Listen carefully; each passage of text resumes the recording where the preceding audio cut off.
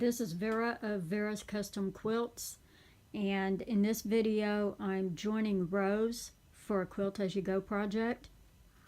I've already joined this row together, and the one thing I did differently from joining blocks is that I glue basted this seam before I sewed it down, and I also have this seam pointed in one direction rather than opening it. I have it pointed toward the foot of the bed. And the reason I did that is because a quilt, like any other blanket, if it's being used, is generally going to be pulled up. So I have the seam, the stress on this seam is going to come from the top. So I want this seam pointing downward, and it's going to be reinforced as well. Here you can see where I went too far in joining my blocks.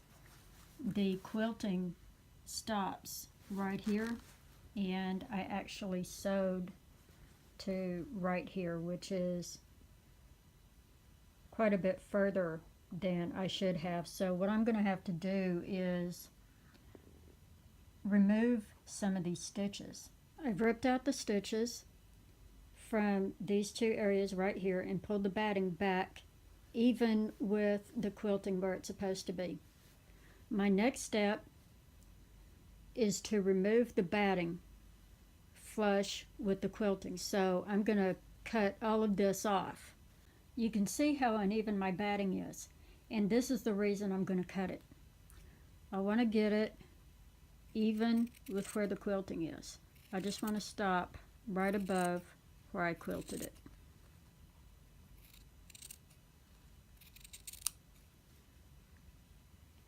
You can see I've cut my batting away on both sides of the seam here, and I have this steel ruler that is roughly the same width of this seam right here.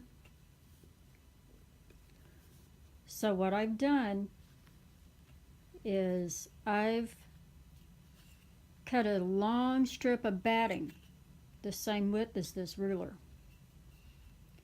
and I'm going to place that batting down the middle of this seam, just like I did when I connected my blocks.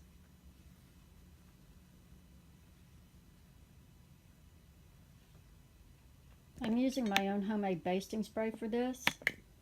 It's gelatin based, and you can find the recipe on verascustomquilts.blogspot.com. I'm going to spray both sides of this batting.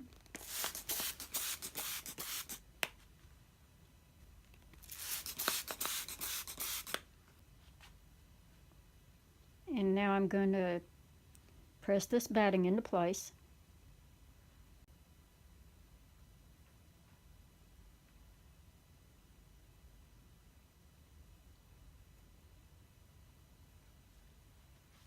Now I'll remove these pins.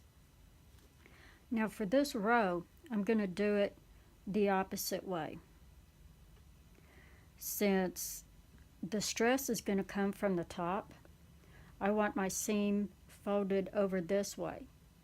It's going to lap over it. It's called a lap seam, is what it is. And that's the difference between joining rows versus joining blocks.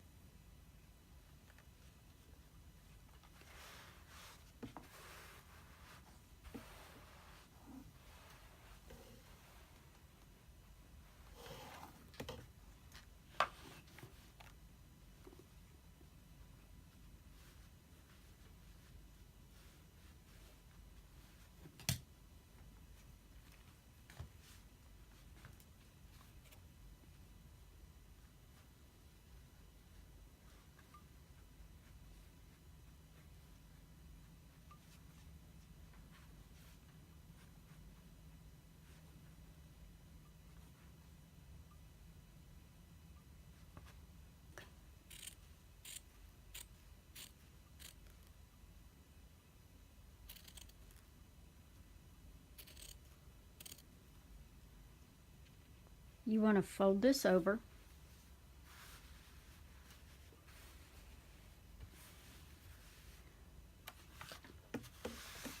and you want to make sure that this lap seam is facing the foot of the quilt. not the top, because all of your stress is going to be on the top of the quilt. And what you want to create is resistance to that stress. This seam that I took the stitches out of, this one right here, there it is, it's going to be folded over like that. So those stitches that came loose are going to be stitched back down, so they're going to be secured. You won't have to worry about that. I folded this over and I'm pressing it down.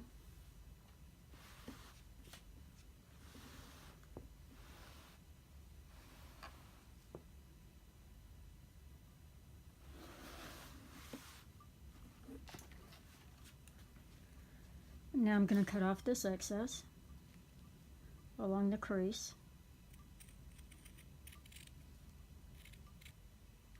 Because this is a row, I'm going to advance this quilt forward before I go any further with it. See, I can't fold this lap seam over just yet. I want to wait until after I get all the rest of it done first.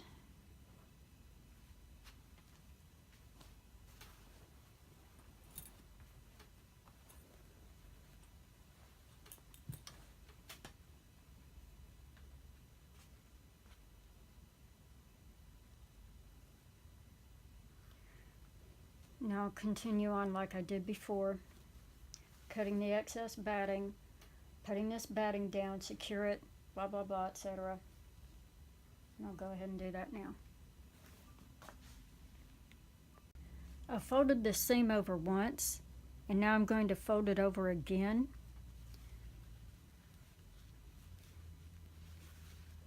And I'm going to glue baste it so it'll stay in place while I'm stitching it. The reason I'm glue basting it is because this is such a long seam. I don't want it coming out of place while I'm stitching.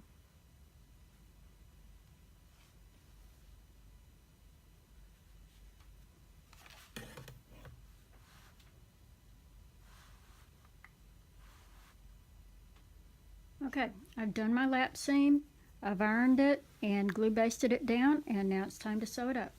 I made a few blunders in my last video that I need to correct in this one.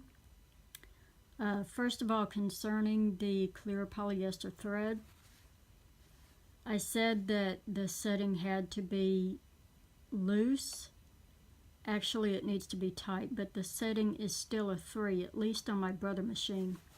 And as far as starting and stopping a 1/4 inch away from the edge, that was wrong too.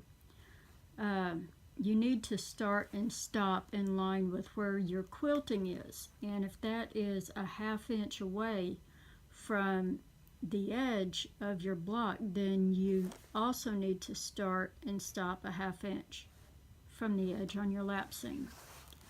So I'm going to go ahead and sew this up just like I did when I joined my blocks.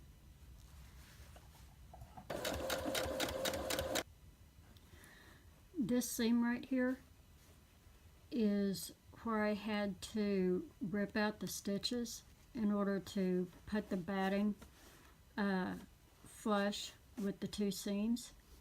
So I'm going to sew back over this and reinforce it. So the first thing I'm going to do is take a few foundation stitches, and then I'm going to back stitch it.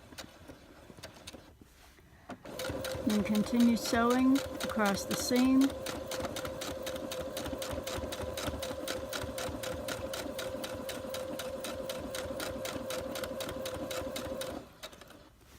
Then I'm going to back stitch it again.